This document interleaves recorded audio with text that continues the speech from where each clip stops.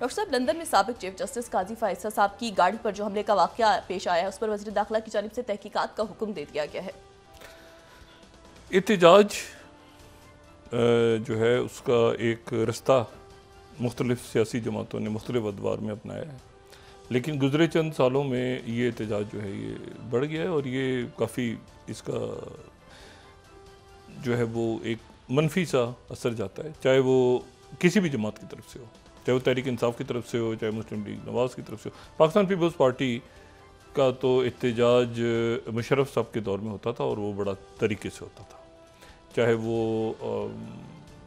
अक़वाम मुत्तहिदा का जब इजलास हो रहा होता था तो वहाँ पे बाहर वो डेमोन्स्ट्रेशन जिस तरह होती हैं, या ये कि 10 डाउनिंग के बाहर, लेकिन ये रिहाइश गाह पे कभी भी नहीं हुआ, रिहाइश गाहों पे एहतजाज नहीं हुआ। लेकिन अब उसमें ज़ाहिर है कि जो शिद्दत हमें पाकिस्तान में नज़र आ रही है वही बाहर नज़र आ रही है, लेकिन ये बात हमें जहन में रखनी चाहिए कि हम जिस मुल्क में हैं उसके कवानीन की हमें पाबंदी करनी चाहिए। ये जो है ना, इसे कतई नज़र कि मोहसिन नकवी ने कौन सी तहकीकात का हुक्म दिया, उसका क्या नतीजा निकलेगा, जिस मुल्क में हैं उस मुल्क में फिर जो है ना वो एक बहुत ही तासुर उसका बड़ा अजीब सा जाता है। वक्ती तौर पे तो ज़ाहिर है कि लोग उसको एंजॉय कर रहे होते हैं जो उसमें शामिल होते हैं, लेकिन ये कि तासुर उसका मुनासिब नहीं जाता। और अगर कोई उसमें कोई आप समझें कि कोई मज़ीद नुकसान किसी शख्सियत को पहुँच जाए और कुछ मामला ख़राब हो जाए, तो मेरे ख्याल से एहतजाज होने चाहिए। और एहतजाज की तो ज़ाहिर मगरबी मुल्कों में इजाज़त भी है,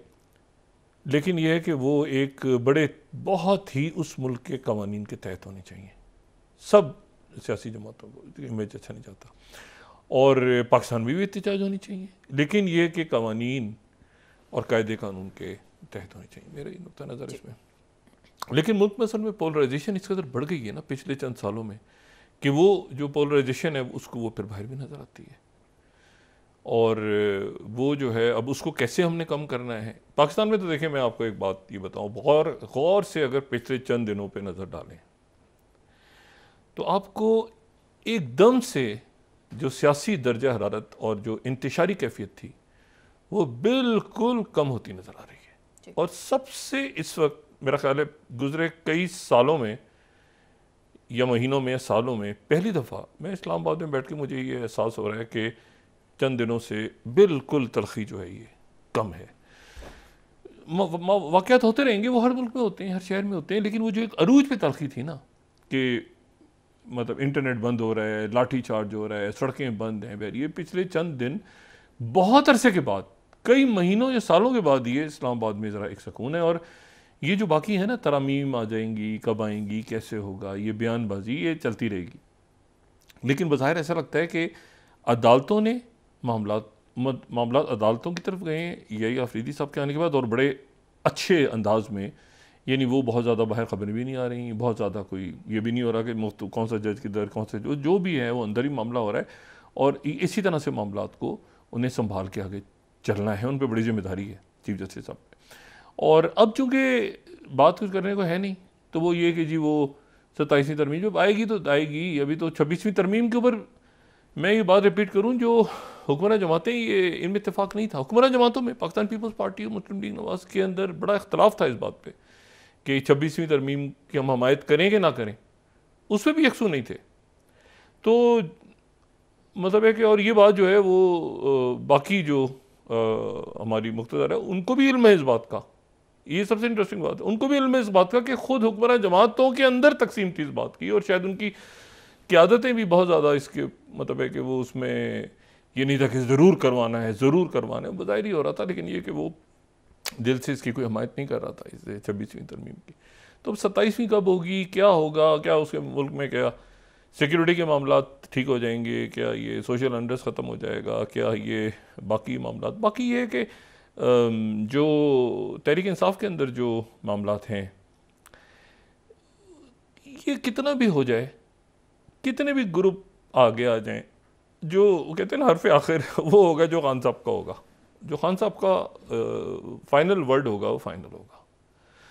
अच्छा, उनको जो है ना जी, एक तो सियासी जमातों ने ट्रेनिंग ली हुई है ना, अपने अंदर ग्रुपिंग, फड्डे, आगे पीछे ये सारे भुगताए हुए हैं, लेकिन खान साहब की जो ट्रेनिंग है ना वो सिर्फ अपनी सियासी जमात के अंदर ग्रुप बंदी की इतनी नहीं है, वो एक क्रिकेट टीम को उन्होंने वर्ल्ड कप जिताया हुआ है प्रॉपर। आपको पता है क्रिकेट के अंदर बड़ी पॉलिटिक्स होती है, वो किसी को आगे नहीं जाने देते लोग। खिलाड़ी जो है, अभी देखें क्या हमारा टीम के साथ क्या हो रहा है, ज़बरदस्त। शुक्र एक आध मैच को जीत गए, वरना तो पता नहीं क्या थी टीम। तो वो उसकी वो जो है ना, कौन से खिलाड़ी ग्रुपिंग हो गई, ये हो गया वो हो गया। तो खान साहब को जितना मैं थोड़ा बहुत उनको समझा कि वो इसके आदी हैं, वो इससे परेशान नहीं होते कि जी वो दूसरे कह दिए, वो कहेंगे अच्छा यार उसके साथ मिल लो, वो चले जाओ, वो तुम बैटिंग कर लो यार, छोड़ दो, आउट हो गया उसको। मतलब वो जो है ना, वो इनके साथ इज़ ओके। ये बड़े ये छोटे लेवल पे चीज़ें हो रही हैं जो बाजार में नज़र आती है ना, एक आदमी बयान दे दिया तो बड़ा कोई तो है। और ये जो है ना, ये सिलसिला, ये आने वाले दिनों में जो ये बात हो रही है ना एक फॉरवर्ड ब्लॉक की, इंटरेस्टिंग बात यह है कि उस फॉरवर्ड ब्लॉक में सिर्फ तहरीक इंसाफ की शख्सियात नहीं होंगी, उसमें मौजूदा अरेंजमेंट में मौजूद जमातों की शख्सियात भी उसमें जाने की कोशिश कर रही हैं। उनकी तरफ से भी रब्ता हुआ है। ये फॉरवर्ड ब्लॉक सिर्फ पीटीआई का नहीं होगा, ये फॉरवर्ड ब्लॉक जो है ये कुछ ऐसा होगा कि इसमें दूसरी जमातों की शख्सियत भी आपको नजर आएंगी, ठीक है ना। तो कोई भी फॉरवर्ड ब्लॉक बनाने से पहले ये सोच ले कि वो फॉरवर्ड ब्लॉक जो है, अगर वो उसमें कोई भारी भरकम शख्सियात हुई तो फिर वो दूसरी पार्टियों से भी टूट के लोग इधर आ जाएंगे, वो उधर भी बेजार बैठे हुए हैं, ठीक है ना। तो ये इस तरह की सियासी कार्रवाइयों से पहले जो है, लेकिन अभी तो देखें, अभी तो शुक्र खुदा का लॉ एंड ऑर्डर की तरफ ध्यान है, और बाकी ये सऊदी अरेबिया और कतर से क्या मामला आते हैं। ये जो लंदन की में जो कुछ हो रहा है ना, ये पाकिस्तान के अंदर जब ये सियासी जो इंतहा को छूने वाला जो यहाँ पे शिद्दत आई थी ना, उस शिद्दत में जब कमी आएगी तो ये बाहर भी आएगी। मैंने आपसे कहा ना, ये बाहर ये उसके कासी है। तो यहाँ पर शिद्दत कम होगी, इश्यूज कम होंगे, मकालमे की तरफ लोग ज़्यादा जाएंगे, तो ये बाहर भी कम होगा, ठीक है ना। वो जाहिर है वो सियासी कारकुन जो है वहाँ के, वो भी देख रहे हैं ना, वो अच्छा वहाँ बैठे हुए लोग ज़्यादा परेशान होते हैं पाकिस्तान के हालात से। तो वो, लेकिन ये कि लॉ एंड ऑर्डर को बहरहाल हाथ में ना लें। और दूसरी बात ये है कि वो यहाँ की शिद्दत वहाँ से कम होगी, और वहाँ के जो जिम्मेदारान हैं, सियासी जमात के जो कायदीन हैं ओवरसीज़ के, वो उसको देखें कि यार ऐसा ना हो कि वो वहाँ पे उनके लोग जो हैं वो कानूनी चाराजोई और ऐसे मामला शुरू हो जाएँ। तो ये ठीक हो जाएगा इंशाल्लाह। वो बाहर के लोग भी बड़े इतना परेशान रहते हैं, बाहर पाकिस्तानियों से हम मिले ना जाके, वो पाकिस्तान के हालात के बारे में बहुत परेशान होते हैं। पाकिस्तान में जितने परेशान हैं लोग, उससे ज़्यादा बाहर के, यार हमारे मुल्क में वो क्या रहा है। तो जाहिर है फिर वो एक शिद्दत पसंदी का जज्बा है, वो शिद्दत पसंदी है यहाँ पर कम हुई जो बाहर, तो यहाँ नीचे जाएगा टेम्परेचर, तो बाहर भी इंशाल्लाह ठीक हो जाएगा। अच्छा, 5 रोज़ रह गए हैं, 6 रोज़। 6 रोज़ के बाद वाइट हाउस का अगला मकीन कौन होगा? सिर्फ 6 रोज़। और ये जो है इसी दौरान जो है वो इंतहाई ख़तरनाक तजर्बात होने जा रहे हैं पूरी दुनिया में, बहुत ख़तरनाक। उनमें मैं बाद में आता हूँ, लेकिन अब ये देखें कि सिर्फ 6 रोज़ के बाद अमेरिकन इलेक्शन है, और अमेरिकन इलेक्शन जो है वो वोटर जो हैं उसमें वो ट्रंप या कमला हैरिस को नहीं डालेंगे वोट, या नायब सदूर जो उम्मीदवार हैं उनको नहीं डालेंगे, बल्कि इलेक्टोरल कॉलेज को डालेंगे। इलेक्टोरल कॉलेज जो है वो फिर 17 दिसंबर को बैठेगा और वो फैसला करेगा कि क्या वो उतने मतलूबा सीट्स उनके पास आ गई हैं जितनी मतलूबा सीट्स उनको चाहिए। 270 की फिगर है, ठीक है। ये हम अगर मतलब है कि 270 उनको सीट्स चाहिए, 270, और जो पूरा इलेक्टोरल कॉलेज जो है उनका, तो उसमें जो है वो अब ये देखना है कि ये इनका मकीन कौन होगा। और वहाँ पर आखिरी अभी ये तकरीरें हो रही हैं, लेकिन वो बोरिंग से इलेक्शन है तो किसी को इल्म भी नहीं ज़्यादा। तो ये जो है ये 535 में से 3 तो आप लगा लेना, जो वाशिंगटन और डिस्ट्रिक्ट कोलंबिया के 3 वो हो गए, तो 538। तो ये 538 में से 270 जो ले गया वो जीत जाएगा इलेक्टोरल कॉलेज। और फिर वो इलेक्टोरल कॉलेज की मीटिंग होगी आपस में 17 दिसंबर को। वो फिर फैसला करेंगे कि कहाँ पर हमने वो सदर का वोट होगा उनका, ठीक है ना। यहाँ से इलेक्टोरल कॉलेज को वोट जाएगा, इलेक्टोरल कॉलेज के लोग 17 दिसंबर को बैठेंगे और सदर का चुनाव करेंगे और फिर जनवरी के बस। ये बड़ी इंटरेस्टिंग यानी इनका जो इलेक्टोरल सिस्टम है ये बड़ा इंटरेस्टिंग है।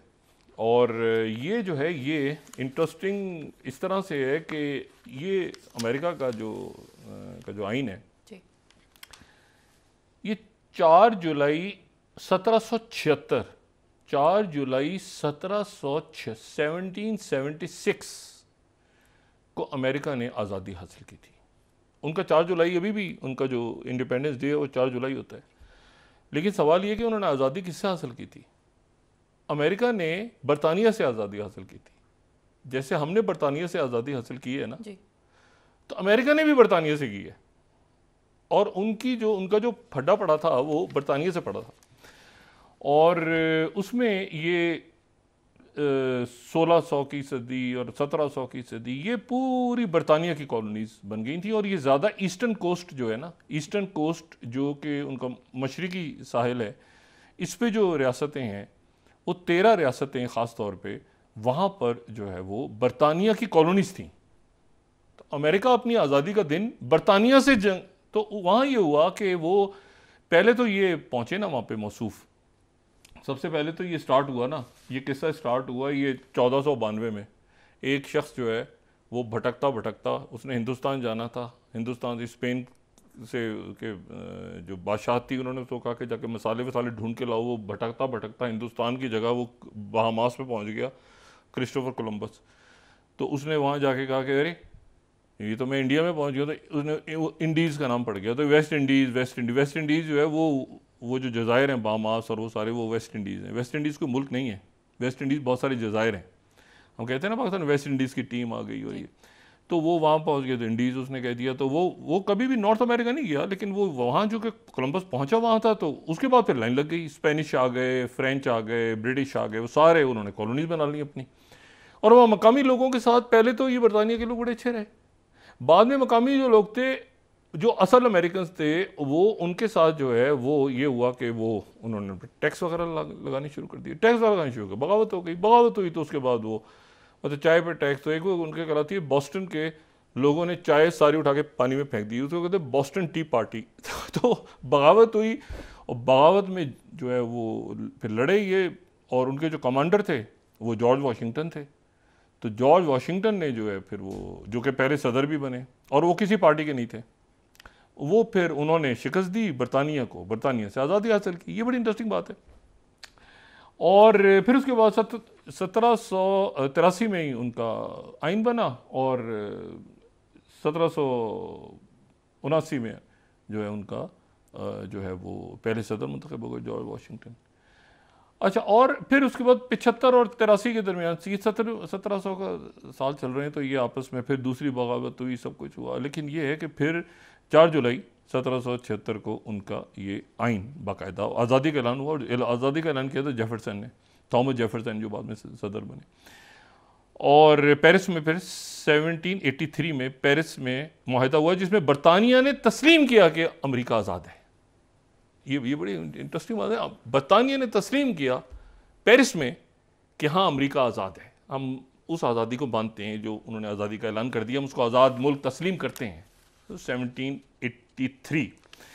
अच्छा, ये अब इसमें जो इंटरेस्टिंग बात है वो ये है कि ये जो है ना वो उसके बाद ये जो 13 रियासतें थी ना, ये 13 रियासतें अमेरिका में, ये 13 रियासतें और ये यूनियन की रियासतें थी। पहले बात शॉर्ट करके, लेकिन ये अभी तक ये इलेक्शन में भी इसमें बड़ा होता है। तो जो 13 ऊपर की रियासतें थीं, जो नॉर्थ की रियासतें थी, उनका फड्डा पड़ा बरतानिया के साथ।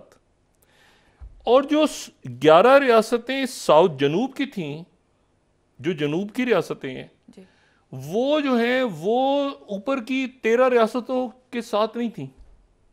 क्योंकि इशू ये था कि वहाँ सनती इनकलाब आ रहा था, ये ज़राअत की तरफ थे, जो साउथ अमेरिका की जो साउथ की स्टेट्स हैं। और यहाँ पर चूँकि ज़राअत थे, खेत थे, तो इसलिए इनको गुलाम चाहिए थे।